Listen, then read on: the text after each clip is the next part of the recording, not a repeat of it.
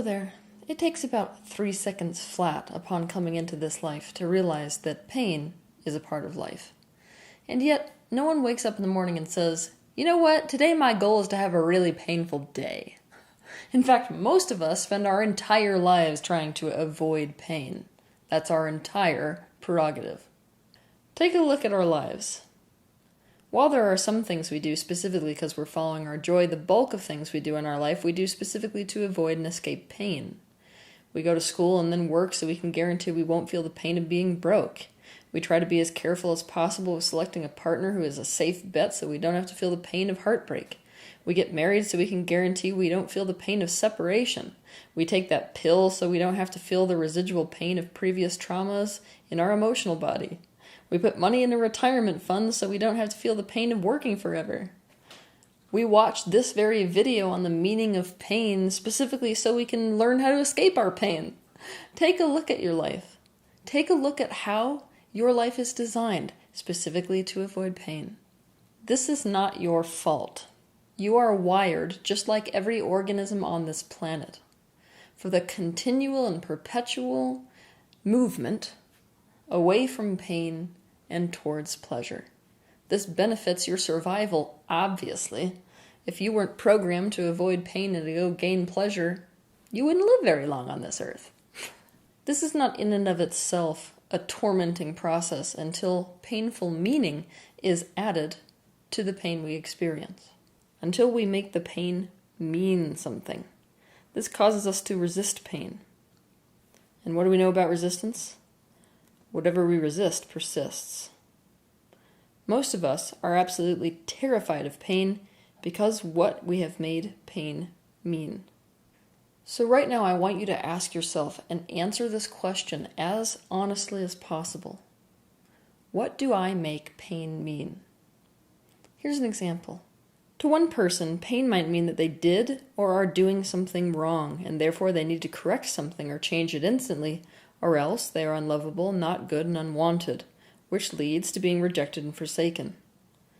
The physical human, being a social group species, equates being alone with death.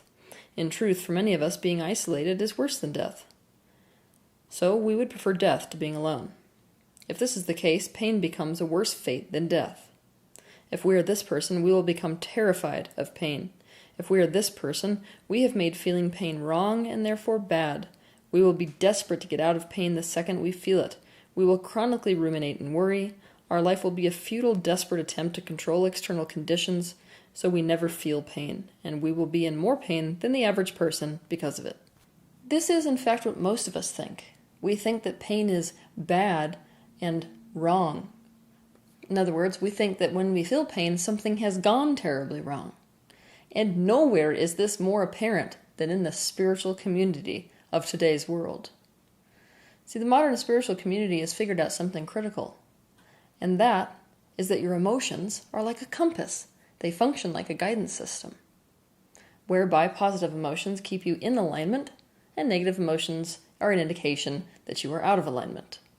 When we begin to subscribe to the idea that we create our own realities, our negative emotion becomes the indication about whether we are focused currently at something that we want to create, or whether we are focused currently at something that we don't want to create in our reality. Suddenly, negative emotions and pain becomes enemy number one. Pain becomes conceptualized as error, and pain becomes wrong. So what are you supposed to do when that's your mindset and you're in pain? Okay, what we need to do, essentially, is to drastically alter our perception of pain and what pain means. Let's begin. Pain is not wrong or bad. It is an indication that you are alive. Numbness is an indication that you are not alive. Pain is also a multidimensional experience. Pain exists on the physical, emotional, and mental level of your being. And regardless of where you perceive this pain starting, whether that's physical, emotional, or mental, it will involve the other two aspects. So what is the purpose and function of pain? It calls the attention of our conscious presence. This is the real reason why suffering has been the main doorway to enlightenment for so many thousands of years. The presence of your consciousness transforms suffering into awakening. Because of this, to try to make it go away shouldn't be our goal. We need to let the pain show us what needs to be shown and known. It alerts us to where we are out of alignment. It is a crucial aspect of healing. What modern medicine will eventually figure out is that pain in fact triggers repair mechanisms that are not triggered without the pain. It alerts us to the aspect of ourselves that needs to be brought back into alignment so that we can become whole. In fact, a while back, I was teaching a bunch of healthcare professionals, and one of them shared a really beautiful idea with me. It's that the letters in pain, P-A-I-N, can stand for pay attention, integrate now. Pain prompts you to reevaluate and change your life. Now, the purpose of life is that it facilitates consciousness becoming conscious of itself. It is the catalyst for self-knowledge. It wakes us up from our unconscious slumber, and as such, people who experience pain are provided the opportunity to wake up. It is a biofeedback system telling us about ourselves. It is a messenger calling us to ourselves. All too often, when we think pain is bad, we shoot the messenger. Pain calls for presence. When we go into pain, it puts others in the position of providing their presence, often in the form of assistance. It unites us in this way. It equalizes us and forces a shared experience. This has powerful implication as it applies to ourselves as well. Pain calls us powerfully into the present moment. It causes us to be fully with ourselves. So much of our affliction on this planet is the fact that we try to escape ourselves all day, every day. We're never fully present with ourselves or present in the now. So pain calls us into the profound spiritual practice of becoming present, which is the opposite of self-abandonment. Pain is the catalyst for universal expansion. Universal expansion takes place as a result of personal expansion. And how do we expand? We form preferences. Pain alerts us to what is unwanted, so that we have acute awareness of what is wanted, and thus can go in the direction of that very thing. And thus we expand. The entire process we call evolution is in fact the byproduct of pain. Discomfort triggers wanting, and that wanting triggers an evolutionary process by which we align with our desires. Pain creates an empowered person. Each time we feel pain, we must search for the cause. By looking for the cause, we have to face the fears that are inherent within our body and our being. We have to face what we are trying to avoid.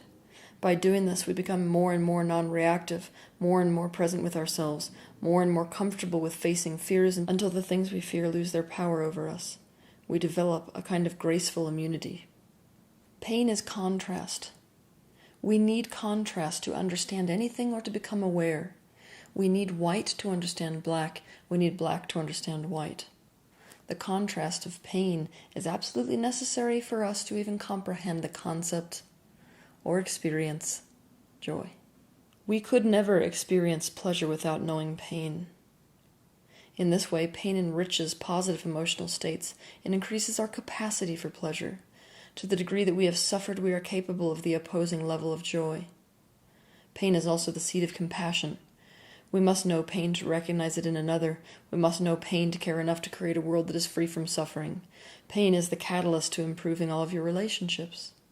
Your relationship with life, your relationship with other people, your relationship with the universe at large, and your relationship with yourself. Pain becomes suffering when pain is not responded to with presence. When we try to deny, suppress, disown, reject our pain, and also when we add painful meaning to our pain. Suffering is about perception. It's about you adding painful meaning to the experience of the painful thing that you're experiencing, or the pain itself. To understand how meaning changes pain into suffering, I want you to watch my YouTube video titled Meaning the Self-Destruct Button. It is well known that the meaning of pain causes people to experience pain differently. For example, in World War II, many of the soldiers who had operations done had to have those operations done with little to no anesthetic. But many of those soldiers were able to do that and reported experiencing very little pain because of the meaning they assigned to their wounds. They took pride in them, and as such, their pride in their wounds caused these particular soldiers to not feel the experience of suffering relative to those wounds. Treat pain like a teacher and learn from your pain. You can visualize your pain. See it in your mind. What color is it? What texture is it? When did it start? When, by your experience, do you expect it to stop or decrease in intensity? How big is it? Where does it exist? Where does it not exist? Explore the edges of your pain. If this pain could speak to you, what would it say? What does it need? We need to be willing to choose to be present with our pain and surrender to it, to use pain to transform ourselves. See the truth that it is a companion for improvement rather than an adversary. To understand how to be present with your pain, watch my YouTube video titled, How to Heal the Emotional Body. We often become completely identified with our pain. This is especially true if pain in your life is chronic, something that you undergo on an ongoing basis. When this is the case, you lose track of the fact that your pain is not you. But you are more than your pain. Pain is like a ripple on the top of the lake. It is something that is occurring within the lake, but it is not the totality of the lake.